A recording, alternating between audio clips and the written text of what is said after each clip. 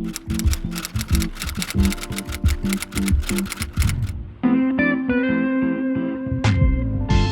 guys, welcome back to my channel. I'm Sophia, if you guys are new here. So today I have not done a Q&A in so long, I feel like, and I feel like it was long overdue to do one. So I asked on my Instagram for you guys to ask me any questions or any advice or just anything like that. So make sure you guys follow me on my Instagram to keep updated with whether or not I do little things like this, and then that's where you guys are able to ask me questions and whatever. So I have a bunch of questions here that I'm gonna answer. I'm not gonna answer all of them because this video is probably gonna be like an hour long, and I'm sure you guys have other things to do, but I'm just gonna like pick and choose through them. There's a bunch. I have a lot of questions, so let's just get right into it. Make sure you guys hit that subscribe button, that like button. We're almost at 70K. Maybe by the time this Q&A goes up, we'll be at 70K or very close to it. But thank you guys so much for your support. I am forever grateful to have this platform and to be able to have these opportunities. I would not be able to do what I do if I didn't have you guys. So yeah, there's my little spiel. Let's just get started with the questions. I'm just gonna pick and choose. Okay, this first question is, any advice on saving money to travel and do things you like as well as for your business? So with saving money and traveling, I personally, me and my sister really like to go and travel, and my family as well. And I like this quote that says, travel now, you'll make the money later. I just think traveling is just one of my favorite things to spend money on, because you are experiencing new things, you're experiencing new places. And as much as I love spending money on food and coffees and whatever,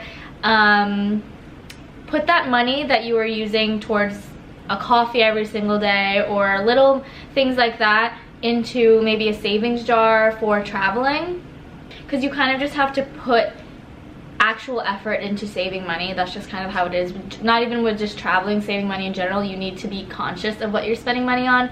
Even using like a budget template is also very helpful. So sorry, that was my dog. But yeah, that's just something in general, like just doing the things that I like. Like I personally love going out to eat and traveling. I don't really shop. I don't do shopping a lot, and that's the thing, everyone has different priorities and what they like to indulge in, and that's what I put my money into. So just being diligent about where you spend your money on and just kind of prioritizing what you want. If you want to travel, save the money that you're using to buy these new shoes and designer things or these coffees every day and put them into a traveling savings jar or traveling budget. So what is your current workout schedule? So I have been traveling a lot lately, and or just been going back home to Jersey a lot, so my workout schedule has not been the best, but I am trying to do a workout split of like 2 upper body days and then 2 lower body days, and then sometimes the 5th day, I don't want to say 5th day because sometimes I go home during the weekends, but on the 5th day I'll either just do a cardio or ab day, whatever. But that's kind of like my split with things. I work out during the week, and then in the weekends I typically don't work out because either I'm back at Jersey or hanging out with friends or doing that. So that's kind of like my workout schedule. What's your biggest advice for launching a small business and getting buyers/followers? So my biggest advice when it comes to starting a small business is just to start it in general. I've done a lot of business videos where I discuss how I started my brand, and a lot of people are asking me advice on like, where do I begin, like how do I even start? It's literally just doing the small things and just actually starting, whether that's just creating your logos or creating your blueprint and just little things like that. Just actually starting, and don't worry about the followers and all that stuff. Build your brand the way that you want it to be, and make it, like, envision it and put it on paper and then bring it to life. And I know it's way easier said than done, but for me, I personally didn't know what I was doing when I was starting my brand. I kind of just like looked certain things up and then kind of just like worked my way from there. I had no idea. You learn as you go, and that's one of the biggest things with starting a business is you're gonna make mistakes. You're gonna learn as time goes on, and you're gonna get better. And how are you gonna get better or learn from these mistakes if you don't even start? So yeah, watch videos, you know, read blogs about how people started their brands, because that's what I did. I didn't have anyone around me who made a clothing brand or did YouTube videos. I was honestly like the only one in my small hometown who was doing what I do, and it was kind of hard for me to find mentors or just people to, you know, help me through it. So I really did all that by myself, and that's why I'm saying, like, anyone can really do it if you really put your mind to it. And there's so many resources out there that it's not that difficult to start. So yeah, I really want to start up my consulting thing again. It's just like I just have so many things going on that I just haven't, but let me know if you guys are interested in that, you know, me being back to my mentor days. Okay, best single life change you've made that led to a big improvement. The first thing I thought of when I read this question was moving out. I just feel like moving out has helped me just kind of like find myself and just be more independent. And granted, I moved out when I moved to college. I moved out of my house into my college apartment when I was at Rutgers, but it wasn't really the same because I was still in school and I had my roommates, and you know, we were still in school, so it was a bit still kind of like I was a bit more sheltered and whatever. And now I'm actually living by myself. I'm paying my own bills. My parents were helping me pay my bills when I was in college, and I'm paying for all of this by myself.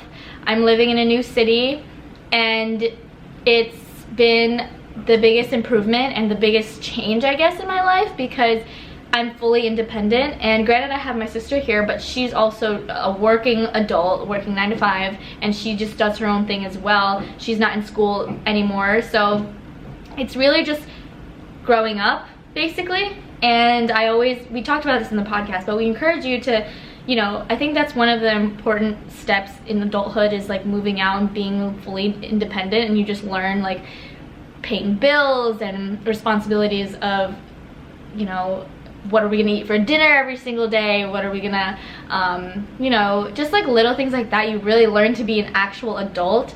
So moving out has been super life-changing, basically, just a big step into adulthood for me.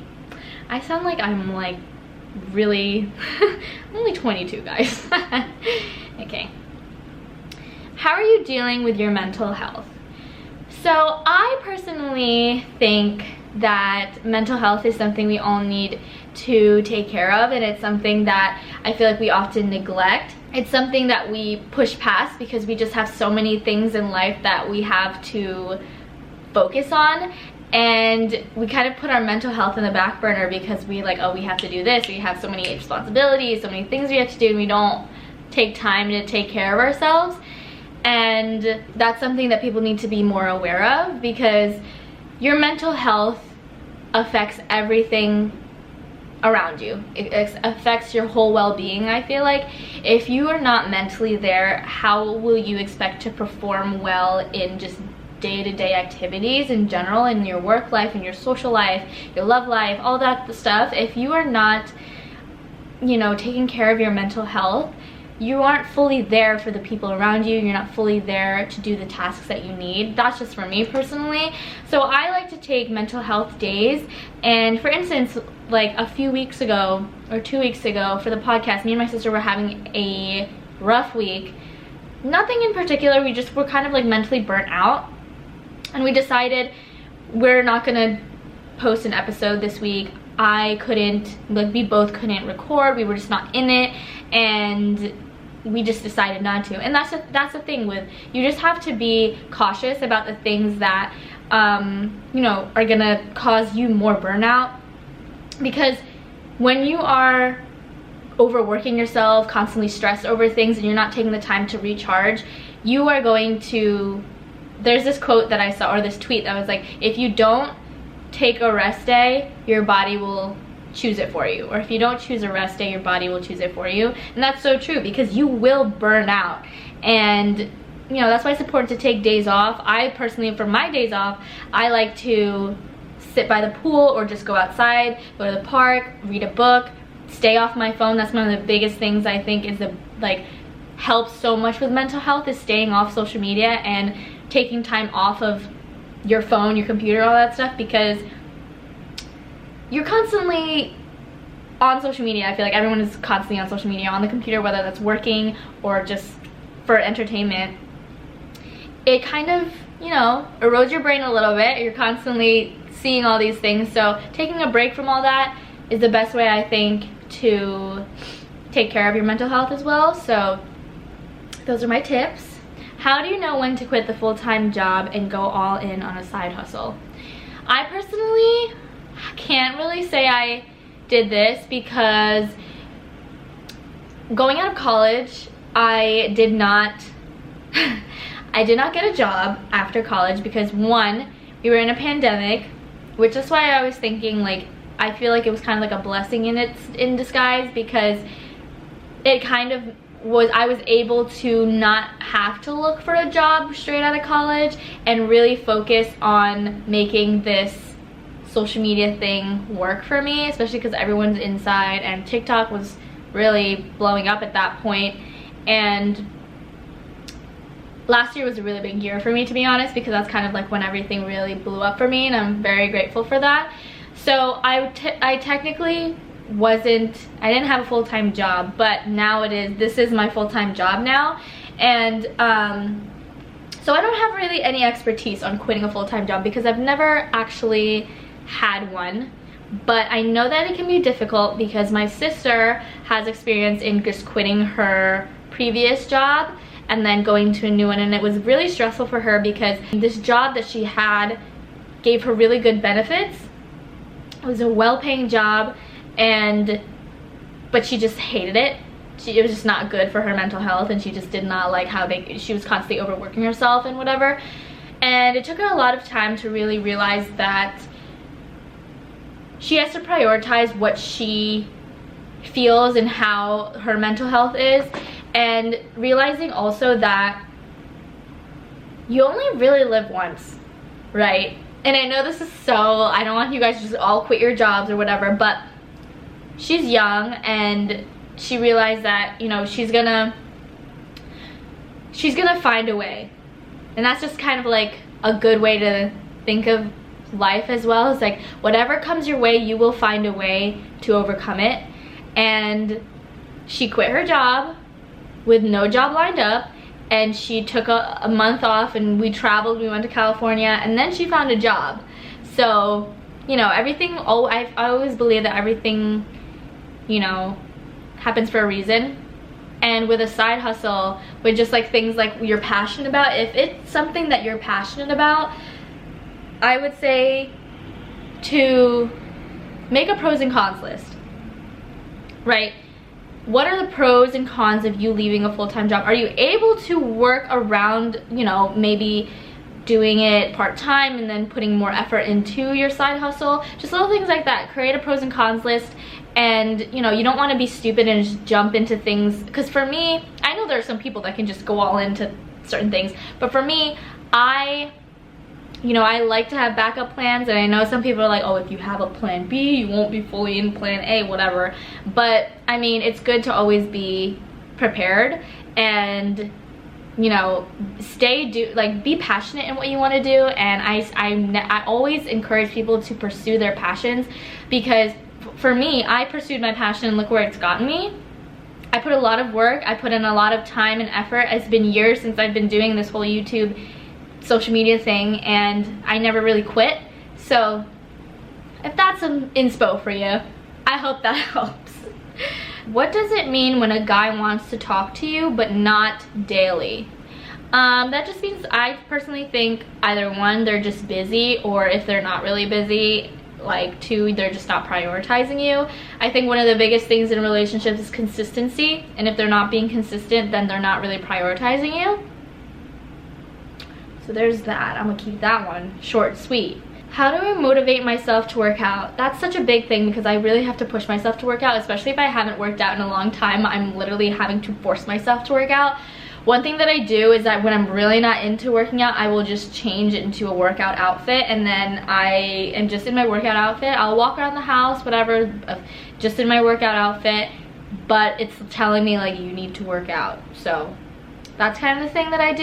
And also following and watching other workout videos and TikToks really motivates me. Seeing these other people really fit and working out, that pushes me as well. So what camera do you use? I use the Canon G7X Mark II. I have been using this camera for years and years, and it's a little beat up, I'm not gonna lie, but it's been doing the job, so yeah. How to make new friends after college? Girl, you asking the wrong one. I ain't got no friends. No, I'm just kidding. To be honest, one of the ways that I've made new friends here living in a new city is doing like activities. Like for instance, me and my sister joined a volleyball league.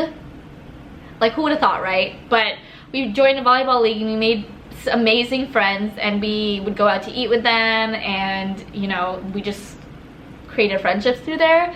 I've made recently a new friend from here, from my apartment, who we did like a doggy play date, and we had like a movie night, and she's so sweet. And it's just like basically just putting yourself out there, I think, is my biggest advice. And to not be afraid to go up to people and be like, hey, like I see that you live around here, like I live here too, like we should do something, blah blah blah. Because I think don't be afraid to be open to making new friendships, because for me, I'm kind of introverted as it is, because I like to stay home a lot. But in general, I just think when you do go out, and when you do go to maybe like the bars or something, and you know, be open to having friendships. And I get a lot of people that come up to me when I'm outside at like bars or something. So embarrassing sometimes, because I'm like drunk, and like people come up to me and I'm just like, oh gosh, I need to like get myself together. But yeah, people come up to me, it's just like so nice to meet you guys. And that's really just how it is with friendships, because the friendships that I've made here in the new city have just been me putting myself out there, joining a volleyball league. Like who would have thought, right? Not me. How do you know it's time to let go of your toxic boyfriend? I think it's all about intuition. I knew for a while that the relationship that I had was not going the way that I wanted it, and I didn't feel really fulfilled in it, but I kept pushing through it because I thought that that's what you're supposed to do with somebody you love. But at the end of the day, you always have that feeling. I feel like you always will have that gut feeling in your heart, and you kind of just know what you deserve. And also just talking it out with other people, with your friends, and hearing their advice too. But I just feel like when you know, you know. And I know it's harder to let go when you do know, but just remember that time will always heal all as well. If this person is not making you happy and is not treating you the way that you want to be treated, take the time off, take a break. If they're really meant to be in your life, they will be in your life some way, somehow. And obviously easier said than done, but you know yourself better than anyone. You know what you know the boundaries that you have and the type of way that you want to be treated. And if that is not how you want to be treated, they gotta go. Make a pros and cons list. Pros and cons lists are the best. Where did you begin and how did you feel confident doing it? I'm guessing this is just like, how did I begin this whole journey, whatever, with social media and stuff. It started off as a blog, guys. I was a blogger at first. YouTube and like Instagram and all that stuff wasn't really like a thing. I personally was blogging, and I was writing advice columns and responding to, and like I was literally writing blog posts, and that's kind of how it started. And it was called Spark of Thoughts. It's not out anymore. I don't know where I was trying to like get it back up, but I just can't. But it was called Spark of Thoughts, and that's kind of also where Ignite Apparel came from, because at the end of the blog post I would write ignite your spark, because I was like, everyone has a spark inside them, you just gotta ignite it, you know, whatever. And that's kind of how Ignited Apparel came to be. But yeah, so it started off as a blog, and I just put myself out there fully. I had no idea where I was going. It was just really because I was just passionate about putting myself out there. I was passionate about putting my voice out there, and then it slowly started becoming my YouTube. I started doing vlogs, and then the whole thing just like started snowballing. But it really started with just me putting myself out there and wanting to have my voice out. And yeah, it really started from a genuine place. I was just like, I want to help other people, give other people advice, and yeah, nostalgic. Best advice you can give to a new YouTuber: stay consistent with it and set yourself apart from other people as well. I think it can be kind of hard because I know YouTube is very saturated now, but that shouldn't stop you from wanting to do what you want to do. I personally wanted to do my YouTube thing. Like, the reason why I loved making YouTube videos was because I loved just the fact of making a video and seeing it and putting myself out there. I never thought about the money. I never thought about the followers that came with it. I genuinely loved to do it, and the you know, the followers and the money and all that stuff never was a top priority of mine, and it's still not, because this is what I love to do. I genuinely love being able to connect with you guys and create content for you guys, and this has been something that I've loved doing since I was a kid. And obviously as a kid you're not expecting, oh, I'm gonna do this so I can make money or I can get famous or do all this stuff. Like, that was never an intention. It still is not, and I think that's why you guys love my content and you guys say that my content is so genuine and authentic. It's because I just love to do this. I just vlog my day. I just enjoy doing it. I don't care about the view count or anything like that. It's just what I love to do. So, you know, stay consistent with it. If it's really something that you're passionate about, stick with it, and, you know, put your heart into it. Put a little heart into it. Favorite Filipino dish: adobo, chicken adobo. How was it like balancing both your social media platform and your everyday life? It's not extremely hard because my social media, like with me vlogging and my YouTube stuff, is me vlogging my day. So it's kind of like blended into one, basically. But when it comes to like working on my brand work and stuff, I like to do that stuff in the morning kind of, and then nighttime, afternoon, I kind of like spend doing my own thing. So I kind of like separate that in that aspect. But to be honest, I'm constantly working because technically social media just never ends. So I'm just, you know, I get emails throughout the day and I'll answer them throughout there. But I'm very blessed and lucky to have this as a job because I can just chill at home while I'm working. If that makes sense. So that's kind of like how I balance it off. And during the weekends, I don't like to typically do work. So update on Ignited Apparel. I don't know if you guys have noticed, but Ignited Apparel is currently under construction.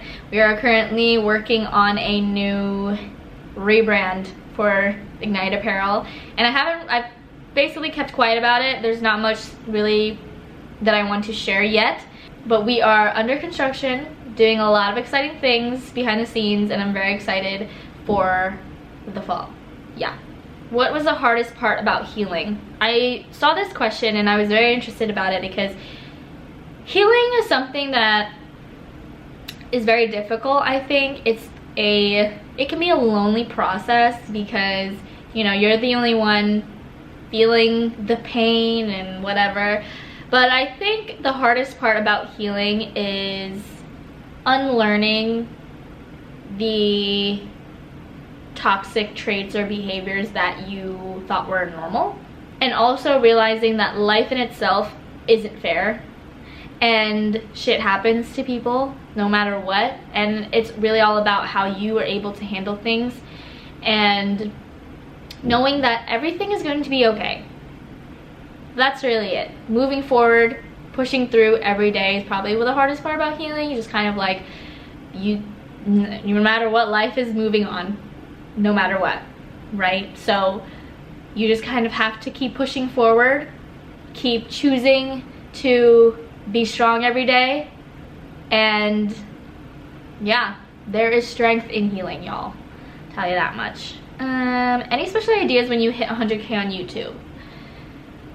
I kind of want to do a giveaway. I think that would be really exciting to do, and something that you guys can obviously, something tangible you guys can get. But yeah, I think I want to do a giveaway. I'm very excited. We're almost there. Oh my gosh. How do I regain my self-confidence after I lost it? I get a lot of questions about confidence. Is it because I just like show a lot of confidence on camera or something? Because I get a lot of people asking me for advice about confidence. The best thing I like to say, and I know some people might hate this advice that I'm about to give you, but confidence is really a mindset. And I know people are like, oh my gosh, here we go. But it really is. If you think that you are confident, you will be. Just thinking to yourself, like, I know I'm not perfect. I know I'm not the smartest person out there. I know I'm not the funniest person out there, and I'm not the prettiest person out there. But I know my worth. I know that I am valuable in itself, and my traits and like who I am as a person is valuable. And you just have to remind yourself, it's also self-affirmations, and just realizing that it really is a mindset. You just think to yourself, like, who cares what these other people think, right? I'm the one living my life. Why would you want to live your life feeling miserable about yourself and thinking low about yourself when you can think highly of yourself? And I always think that people perform their best and live their best life when they are feeling high value about themselves. I think it's also something that I have to have, right? In working in social media, you're constantly comparing yourself to other people. So it's so easy. It can be so easy for me to feel like shit about myself. And trust me, there are days where I feel like shit about myself, but I don't let myself dwell in that feeling for too long, because I realize that I have to get my shit done. I have to go through life, and I don't need to put more weight on my shoulders by hating myself. Does that make sense? Tips for long distance. I think this is gonna be my last question because this video is really long. I'll do another one of these if you guys want. Leave me a comment down below. But tips for long distance, because I got a lot of questions about how do you manage a long distance relationship, all this stuff. I got a lot of questions about that. I'm in a long distance relationship, and I wasn't, like my ex before, we weren't.